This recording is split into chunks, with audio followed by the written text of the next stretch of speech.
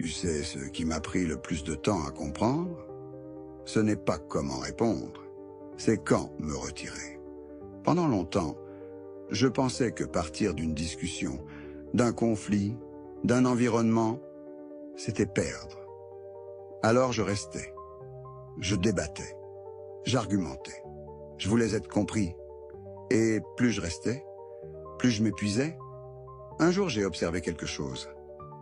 Le soleil ne se bat pas avec la nuit. Il se retire et il revient au moment juste. Le sigma mature fonctionne comme ça. Il ne disparaît pas par faiblesse. Il disparaît pour préserver son axe. Il quitte les conversations qui tournent en rond.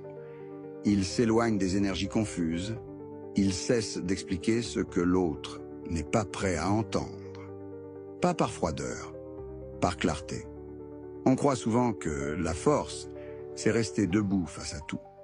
Mais parfois, la vraie force, c'est choisir ses batailles et refuser celles qui te volent ton centre. Le problème, c'est que beaucoup de gens se retirent avec colère ou avec blessure. Le sigma, lui, apprend à se retirer calmement, sans bruit, sans annonce, sans rancune, juste aligné. Et quand tu maîtrises ça, quelque chose change. Tu ne réagis plus à chaque provocation. Tu ne te sens plus obligé de corriger chaque injustice. Tu laisses les choses se révéler d'elles-mêmes. Ce n'est pas de l'indifférence, c'est une économie d'énergie.